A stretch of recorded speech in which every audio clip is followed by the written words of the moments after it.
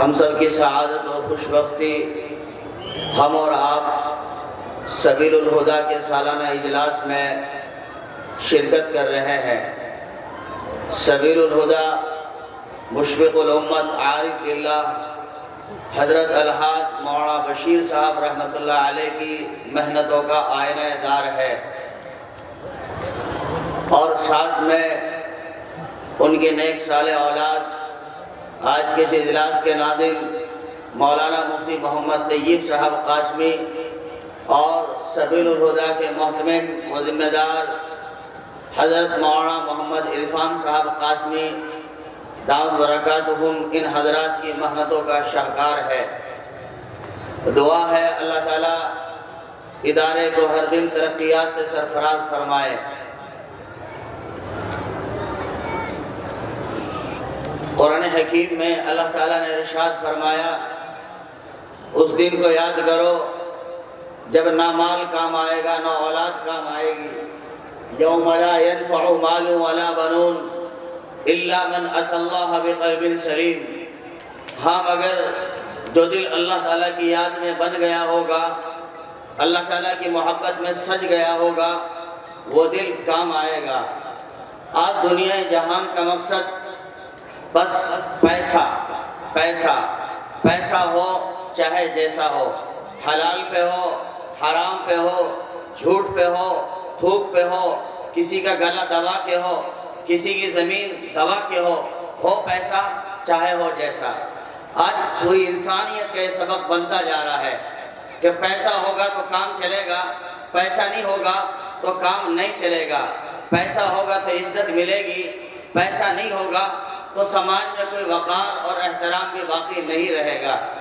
آج انسان ایسا لگتا ہے کہ پیسہ کمانے کا روبوٹ، پیسہ کمانے کی مشین بن کے رہ گیا ہے۔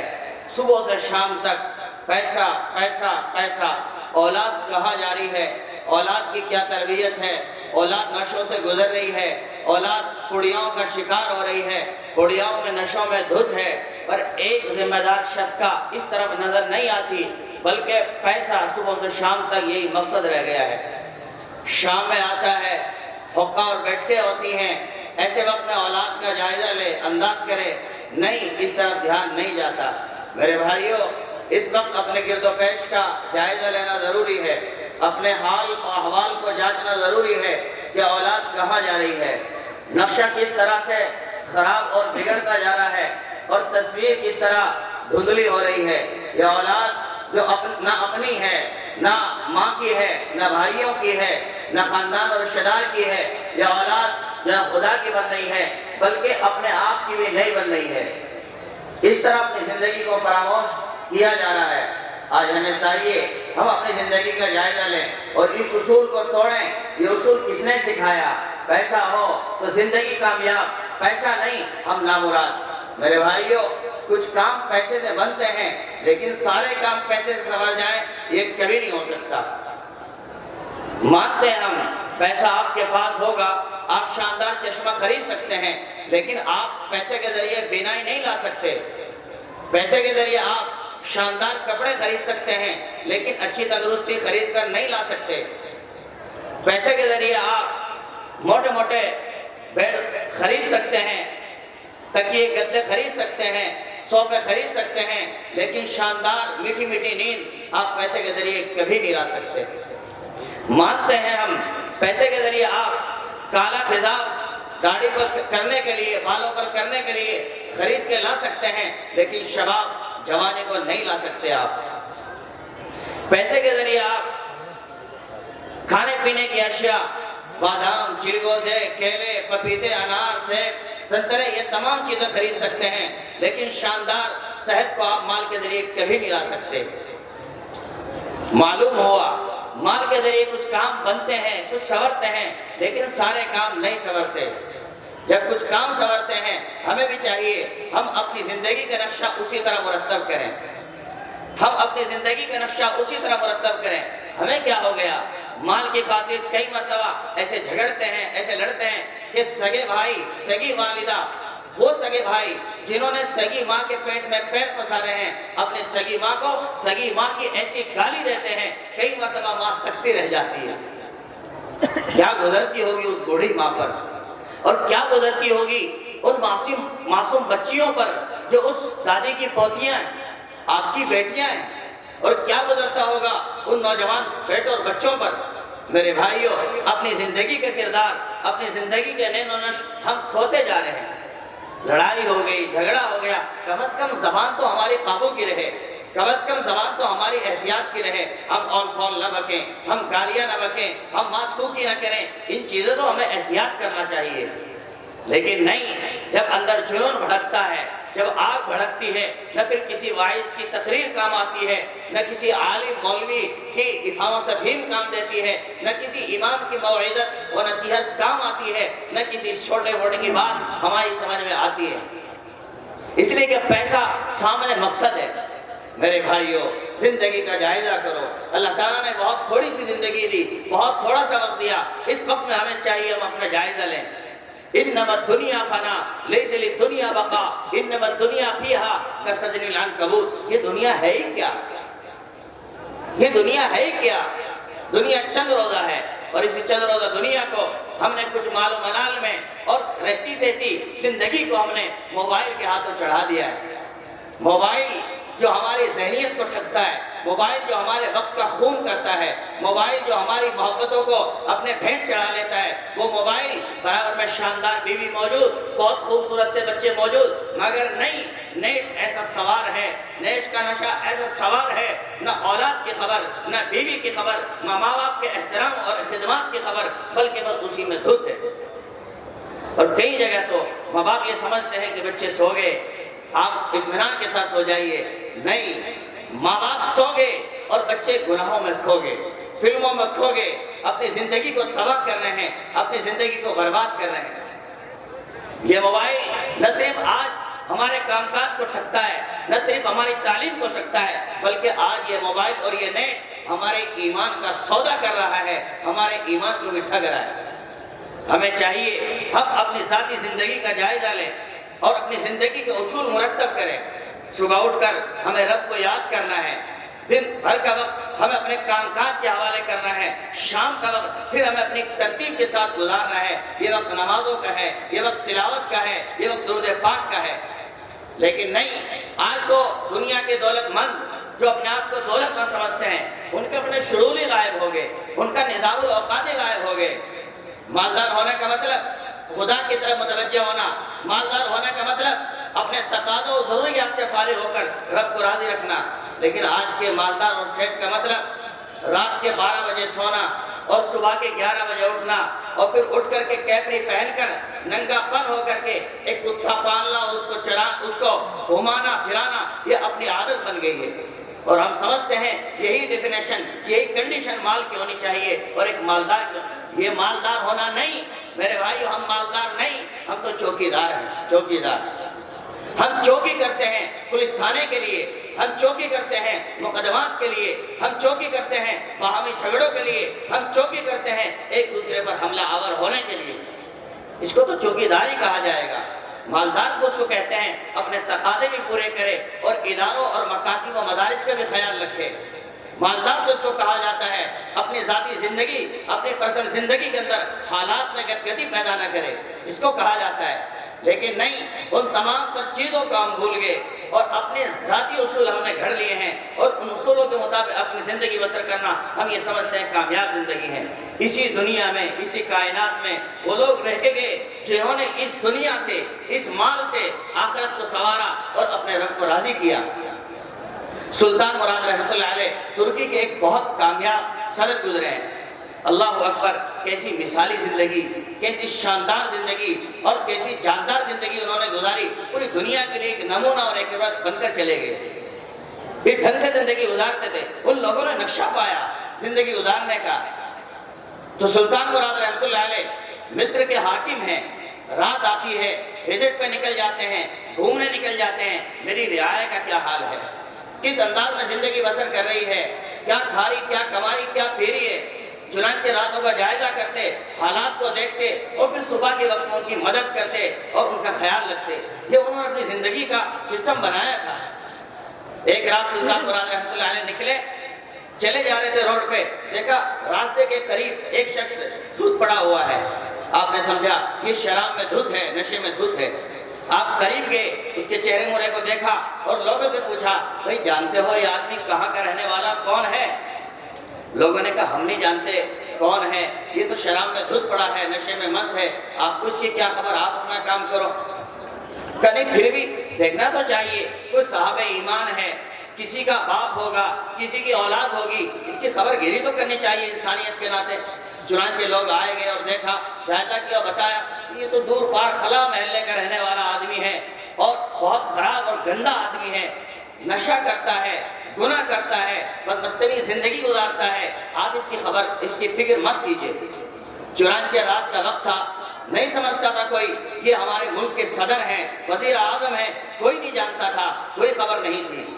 آپ نے کہا میرے اندر خیر خائی ہے، میں آپ سے کہتا ہوں اس کو اٹھائیے اور ذرا چوراہے تک لے کے چلیں تاکہ اس کی پہچان کی جا سکے یہ ہے کون اور کہاں کا بسنے والا اور اس کے دروازے تک پہنچایا جا سکے. کہا ٹھیک ہے ہم آپ کی مدد کرتے ہیں اس سلسلے میں. چنانچہ لوگوں نے اٹھایا اور لے کے چلے، چوراہے پر آئے، وہاں پھر ایک صدا لگائی گئی تو چند ایسے لوگ گزرے جن کو جاننے اور پہچاننے والے تھے. انہوں نے کہا ہم ہو بہو اس کو پہچانتے ہیں اور گھر تک چھوڑ کر آئیں گے، آپ چلیے ذرا. چنانچہ گھر لے جایا گیا، اٹھایا گیا، گھر کا دروازہ بجایا گیا، اندر سے آواز آئی، پوچھا کون اور کس لیے آئے؟ کہا تمہارے گھر کا آدمی ہے، ذرا اس کو سنبھالو. چنانچہ جب اس کو اس عالم میں پڑا ہوا پایا، بچوں نے دیکھا ہمارے ابو ہیں، والد ہیں، تو دیکھتے ہی منظر ماحول بدل گیا، رونے پتانے کی حالات بن گئے اور آہو فغان شروع ہو گئی. محلہ پڑوس اکٹھا ہوتا گیا اور لوگ باہر بیٹھنے شروع ہو گئے. سلطان مراد رحمۃ اللہ علیہ اپنا قیمتی وقت لے کر بیٹھے رہے، حالات کا جائزہ لیتے رہے کہ ہوتا ہے کیا. لوگ آتے گئے، بھیڑ بنتی گئی اور جیسے آدمی ہوتا ہے ویسے احوال سنائے جاتے ہیں.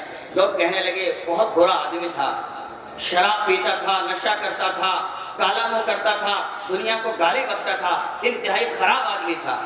اور لوگ آئے، انہوں نے کہا یہ شرابی نہیں، یہ تو زنا بھی کرتا تھا، عیاشی بھی کرتا تھا، اس کا سارا وقت اس میں گزرتا تھا. طرح طرح کی لوگ باتیں کرتے رہے. بالآخر اس کو غسل دیا گیا، کفنایا گیا اور دفنانے کے لیے لے جایا گیا. دفنا دیا گیا، ایک دو دن کا حصہ اور وقت گزرا. سلطان مراد رحمۃ اللہ علیہ پھر اسی رات میں اسی ترتیب کے ساتھ اپنے گھر سے نکلے اور اس مرحوم کے گھر پر جا کر دستک دی. اولاد باہر نکلی اور پوچھا کون اور کیوں آئے؟ کہا میں ایک مسافر ہوں اور مجھے چند باتیں آپ کی والدہ سے کرنی ہے. کہا ہمارے والد صاحب کا ابھی 2-4 دن پہلے انتقال ہو گیا، ہماری اماں عدت میں بیٹھی ہوئی ہے، اس سے بات کی کوئی سبیل نہیں بن سکتی، پر مجھے تو 2-4 باتیں کرنی ہے، پس پردہ میں بات کر لوں گا. کہ کوئی مسئلہ نہیں. انہوں نے ان کو جگہ دی، وہ بیٹھے.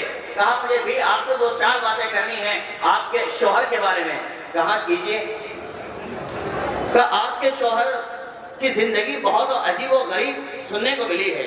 میں کئی دن پہلے بھی یہاں آیا تھا، لوگ تبصرے کر رہے تھے کہ بہت خراب اور گندا آدمی تھا، معاملات کا بہت گندا آدمی تھا، نیکیوں کے لحاظ سے بہت بد آدمی تھا، زنا کرتا تھا، شراب پیتا تھا، نشے کرتا تھا.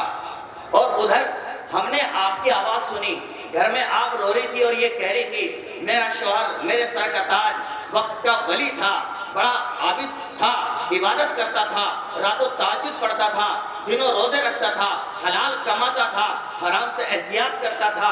ایک طرف تمہارا یہ رونا اور تمہارے یہ بیانات اور دوسری طرف ماحول کی یہ باتیں، بات کس کی سچ ہے؟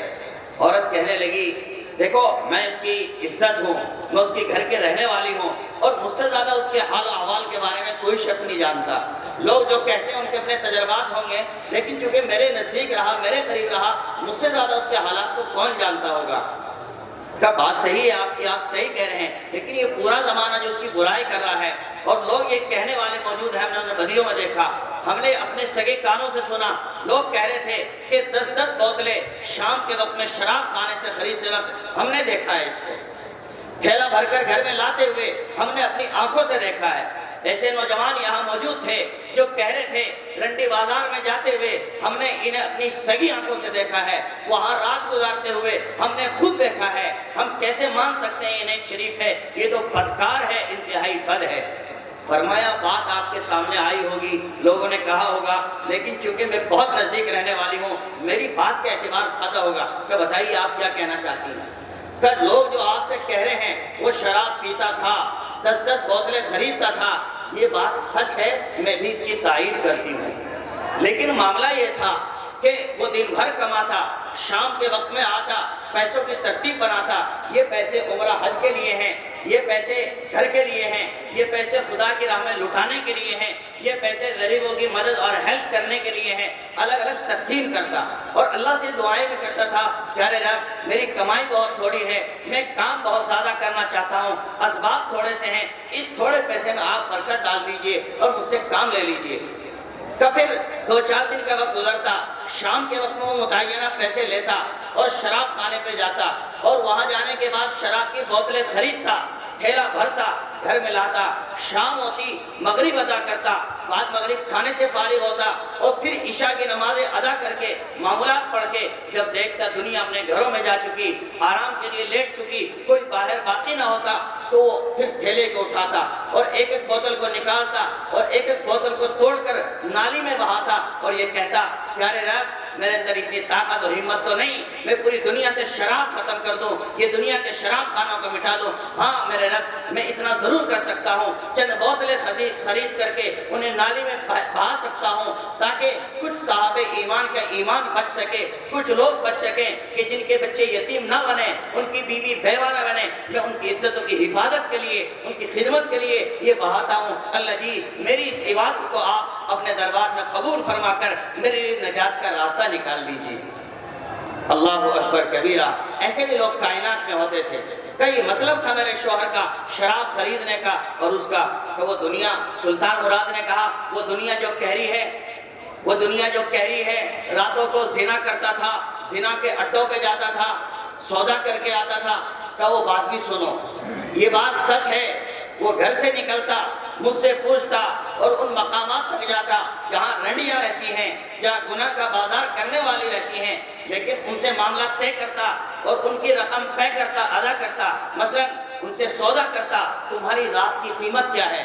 وہ کہتی میری ایک رات کی قیمت مثلا 10,000 روپے ہے، 20,000 روپے ہے، فرمایا متعینہ رقم ان کے حوالے کرتا اور رقم دے کر کے ان سے کہتا تھا میں نے تمہاری رات خرید لی، اب یہ رات میری ہو گئی ہے، لہذا اب تم ایک کام کیجئے، تم اپنے گھروں اور حجروں کے اندر بند ہو جاؤ، تو مجھے مسلح دے دو، لوٹا دے دو، کہ انہیں گھر میں بند کر دیتا اور باہر برآمدے کے اندر مسلح بچھاتا، لوٹا لیتا، وضو کرتا اور 2 رکعت کی نیت باندھتا اور اللہ اللہ کرتا اور تلاوت کرتا اور سجدے میں جا کر پھر رب کے حضور گڑ گڑاتا، پیارے رب میرے اندر یہ ہمت نہیں میں پوری دنیا سے عیاشی ختم کر دوں، پوری دنیا سے زنا کو ختم کر دوں، ہاں البتہ میں اپنی رقم کے ذریعے اتنا ضرور کر سکتا ہوں کہ ان چند کو بچا سکتا ہوں، ان کی ایمان کی حفاظت کرتا ہوں۔ اللہ جی آپ میرے اس عمل کو قبول فرما لیجئے اور اسے میرے لیے آخرت میں ذخیرہ بنا دیجئے۔